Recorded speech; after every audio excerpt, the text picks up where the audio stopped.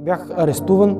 Първата популярна личност в България съм, която са арестували за притежание на наркотици. Но сметнах за тия 10 години зависимост, че съм похарчил 157 000 лева, което нали така го разпределих от старите пари. От старите пари, да, колко. Все едно са в евро, сигурно, ако не и повече, да. Трябва да ти кажа, че толкова ни струва къщата в Годеч, в която живеем, толкова, която кредити трябва да изплащам, още нали, няма ти казвам, т.е. вземи си и си плати, глупако. Здравето ми, 17 развалени зъба в устата, като отивах на зъболекар, моята зъболекарка доктор Виделова каза, моето момче ти на колко си години скоро си зачине. Тоест, все едно първата вратичка, през която тия субстанции влезаха при мен, беше чисто физическа умора. След това вече, когато започнах нали, да употребявам някакви неща, почнах да си оправдавам поведението с много детски травми, не знам си какво, нали, някакви лични провали и така нататък. Средата много се промени преди, за да стигнеш до наркотици, трябваше да се движиш в определени среди, да познаваш определени хора. Сега дилъра може да е в съседната класна стая. Сега преди, според мен, когато аз бях млад, нямаше такива глупаци като мен, които да излезат и да разкажат за техните проблеми. Здравей, ще говорим на ти, защото се познаваме от много години, стари хора. Да. Искам да почнем с личната ти история, с зависимости. Как почна, докъде стигна и как я приключи? Започна, работех в едно централно софийско заведение, Ел Кабана се казваше, което в момента е Кино Кабана. Работих там в продължение на 2 години.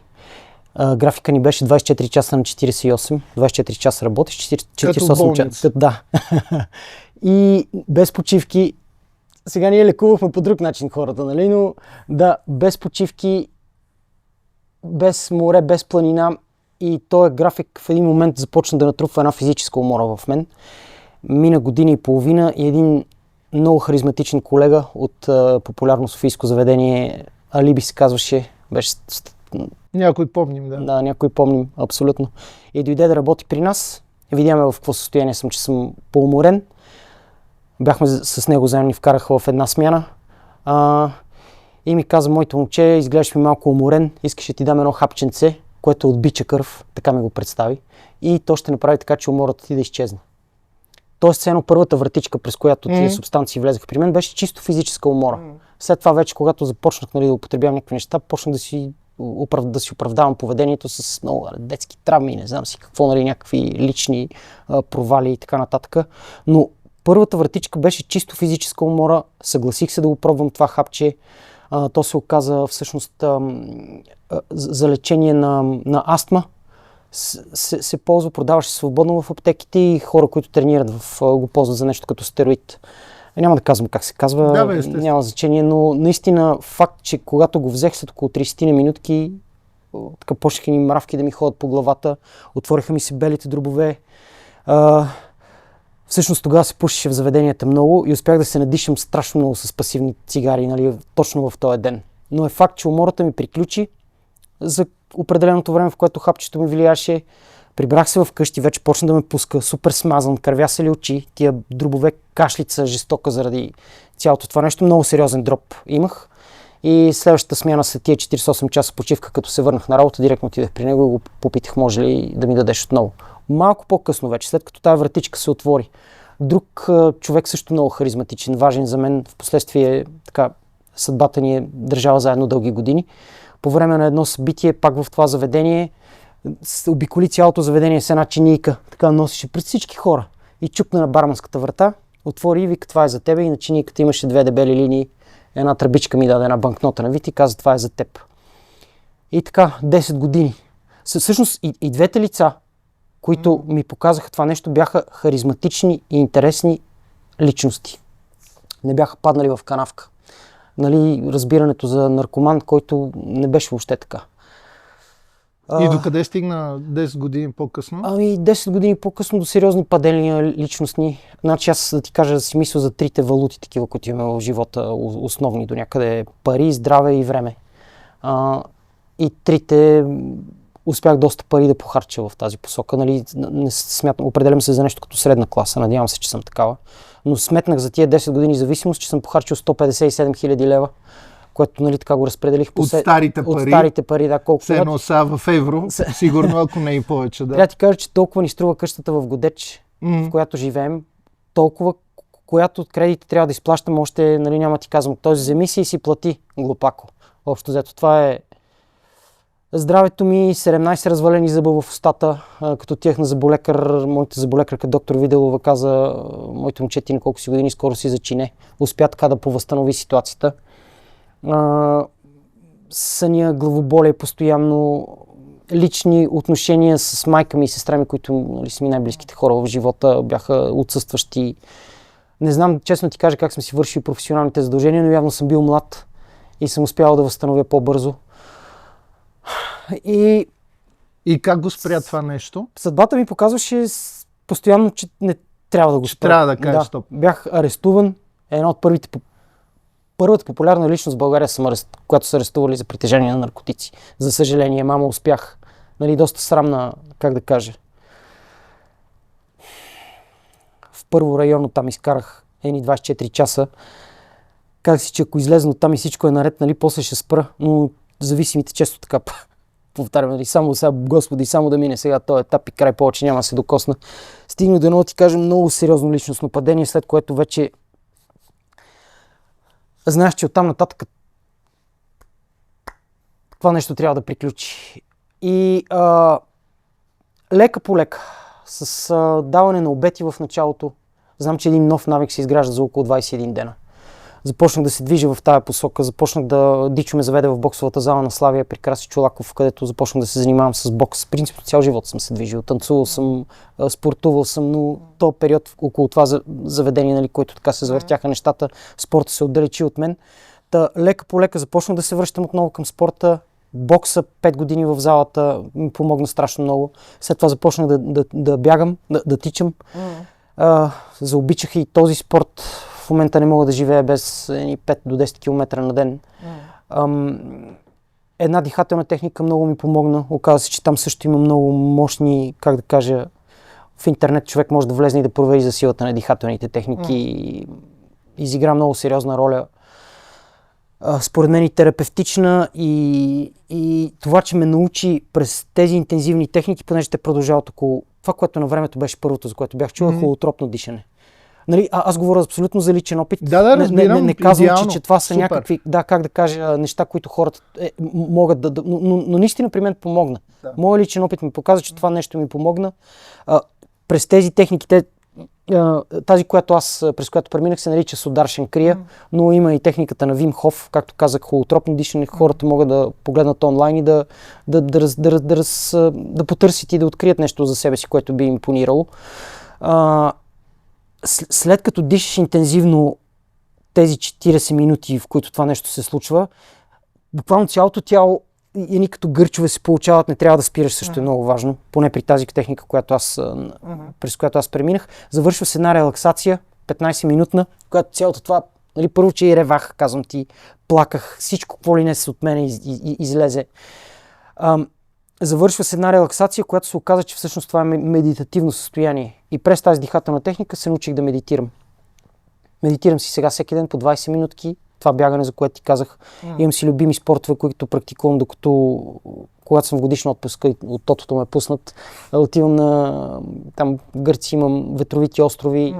Там карам уиндсърф, който също е много магнетичен спорт. 2 стихии, вятър и море, които в едно нещо също там е много силно. Буквално там си под наркоза, обаче от нещо, нещо готино. Готино, точно така. Това ми помогна, среща с жена ми помогна, моята съпруга Мариана. 2 деца имаме вече на 7 и на 10 години и някак си нямам за съжаление наблюдавам и в сферата, в която са мои колеги. Може човек според мен и така може да направи грешка.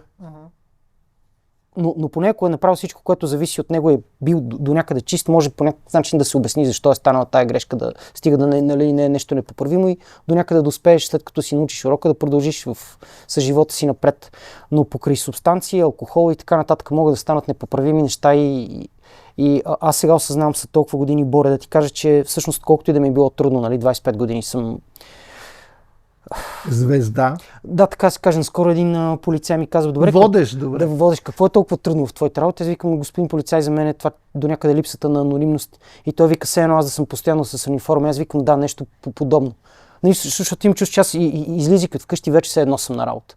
Което не е след годините успях да балансирам в това състояние, но в началото Хората очаква винаги да си весел, пък ти не можеш да си винаги весел. Как? Да, да разказваш някакви готини истории, което понякога... Нещо, с което ти се справиш страхотно в интерес на истината. Благодаря.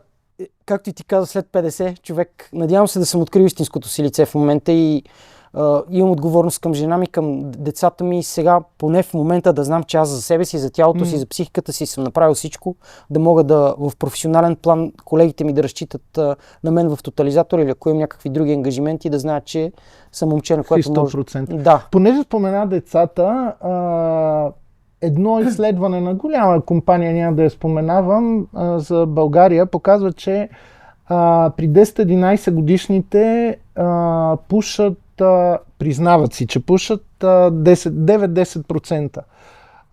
Вероятно процентът е по-висок, просто много от тях не си казват.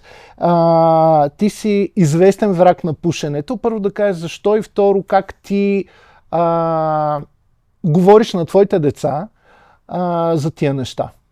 Замисля, че това е единственото, което ме подмина. Това и хероин също не съм пробвал, слава богу. Така. Такъв страх от тая игла и слава богу. На децата ми мога да повлия само с личен пример. Както и според мен на хората, които ме наблюдават. Аз каквото и да говоря, както и според мен до някъде моите деца вече се превърнат в огледало на мен. И те имитират и е нормално. Когато има добър модел, те имитират добър модел. Добрия модел, да. Макар че средата си е среда също. Да, ме предвид, че все пак и вкъщи като родител си изпускам от време на време и не ме виждат в най-красивите ми, как да кажа, викове. Не може да повярва публиката на тези неща. Децата, две момчета на 7 и на 10 са в състояние да превръщат се на ММА арена. Това с цигарите, ти кажа, тя и както и алкохола, такава една от доста социално приятите зависимости. Моите деца, тази с която основно трябва да се сблъскат в момента, е зависимостта към устройствата. И знам, че с жена ми там губим до някъде тази битка. Има някакви ограничения. Те усилват зависимостите, другите. Между другото, това психолозите са го доказали. Това е сега първата... Аз виждам, че тяхното състояние, държейки таблети или телефон, все още няма социални мрежи. В училището в Годеч професор доктор Асен Златаров ходят без телефони. Там госпожа директорката Надя Борилова е изградила правила и учителките и на Боби, и на Теди. Се стараят, в училище ходят без телефони, но имат едни игри в момента Roblox и... Коя беше друга? Все едно, да. Както и да е, там живеят, имат си паралелен свят. И когато се отделят от устройството, им каже приключвате, имат една 10-15 минутна абстиненция. И както ти каза, сега това, което ме кара и да се замисля още по-дълбоко, че това е първата вратичка за тях и то много по-рано. Научиха английски, да ти кажа, покрай тези устройства. Което това е доброто, да. Плюс, да, но... И същевременно наши, ако им ги отнема, ще бъдат до някъде аутсайдери в свят, в който всички сме и не знам какъв е правилният подход. Аз знаеш, имам един... личният ти пример, най-вероятно. Има един родител, който според мен би било интересно да поканиш и който би могъл да разкаже как е възпитал децата си, които за мен са пример. Нали, имаме много от новото поколение и спортисти. Това е господин Замфиров старши, бащата на Тервел и Малена Замфирови. Мисля, че имат 5 деца и той по някакъв начин... Или 8, даже мисля, че са общо. По-големите се грижат за по-малките да. И те са абсолютен пример за това как понасят и победи и загуби в живота и според мен неговата гледна точка би помогнала много на такива хора като мен. А що толкова ти си срещу пушенето? Пак ли заради заведенията, където са те тровили толкова пасивно? Или... От дълги години съм бил и сервитьор, и в последствие барман. Като почнах от една верига пицарии, която вече няма в България, Пица Хът. Да. Там имаше отделение на пушачи и непушачи. Да. Баща ми, Сережата, втори ми баща, пушеше и помня майка ми как го пъдеше на терасата постоянно. Не ми харесваше тази миризма и това, че ми оставаше по дрехите, казвам ти на времето, като се прибирах от работа от кабана, първото нещо, което беше под душа, всичко свалям и си пера на ръка, това, защото миризмата ме побъркваше. Което пак е готина терапия. Имам така голям нос и чувствителен, винаги ме дразни миризмата на цигари. Ясно. Сега ще чета малко от телефона, защото излязоха интересни данни. Те важат за наркотиците, но същото и с пушенето. Тоест на цигари, защото пушенето е много видове вече. И май нито един не е добър. Опитаха се с тези устройства, поне за миризмата някакси да намалят ефекта от нея, но май за тези, които ползват устройствата, не са добре нещата. Не знам, да. Сега, значи, 46%, което са си половината българи, твърдят, че познават зависими хора. Което значи, че половин България, казва другата половин България, е на наркотици или такива неща. 42% сочат, че най-вероятно това е, за което говорихме, натиска от социалната среда. Психолозите го наричат социален билет, т.е. ти не си приет в някаква готина банда, компания, ако не си. Точно това е peer pressure да използваме това. Точно. Тази хубава общо взето, пак толкова 39% казват, че липсата на родителски контрол е проблема според тебе. То е ясно, че всичко взето заедно, но кой е всъщност големия проблем? За да има, това е доста масово. Лесната достъпност, това да си готин в един толкова инстаграмен свят или кое е? Боре, ако намерим според мен отговора на този въпрос, ще бъде много... Нобел ли ще вземе? Нобел ще вземе. Добре, в шоу-бизнеса... Drug wins, drug war. Yes. Да, в шоу-бизнеса по-голям ли е проблема и защо според тебе хората... те са повече на показ и затова изглеждат по-голям процент в шоу-бизнеса? Смятам, че голяма част сега от новото поколение в шоу-бизнеса и натоварването, на което трябва да издържат, като че ли се пазят от това и постигат съответните си успехи. Там много се изостриха нещата и нямат право в момента. Трябва да са във форма, за да издържат, според мен, на турнета и на създаването на снимки, на клипове, срещи с фенове в световен мащаб. Според мен, искрено се надявам да е така. Или може би вече от моя... Знаеш, сега като говорим, имам чувство, че говорим за човек, който не е съществувал. Като ти казах с тия проблеми. Минал живот, да. Според мен, сега и средата много се промени. Преди, за да стигнеш до наркотици, трябваше да се движиш в определени среди, да познаваш определени хора. Сега дилъра може да е в съседната класна стая. Може в тези синтетики са много опасни. Тази дрога, другата, която е с най-опасното. Не искам да я споменавам. Да, ясно. Не искам това, но и тя достига до България. Там знам, че и резултатите са... Обаче не искам да живеем в страх. Зомбита са резултатите. Да, не искам да живеем в страх. Ще победим някакси. Не знам как. Сега се фокусирам в моя периметър. Искам да се надявам да се хода на срещи, ти кажа, и в райони изгрефи из България. Много благодаря на Камелия Кюркчиева, която ме кани вече четвърта поредна година при тях и клубове Ротари, които ме канят и разказвам тази история до някъде нещата, които ти казах в началото на интервюто, ги повтарям и там. Но не трябва да ни е страх и не трябва да се предаваме според мен, защото иначе живота минава, той почти мина. Да, надявам се, че има още пред себе си. Още 50 поне. И аз и ти, да. Баба ми на 24 септември баба ми ще стане на 100. Да ти е живи, да. Благодаря. С личен пример и с по-голяма информираност сега, преди, според мен, когато аз бях млад, нямаше такива глупаци като мен, които да излезат и да разкажат за техните проблеми.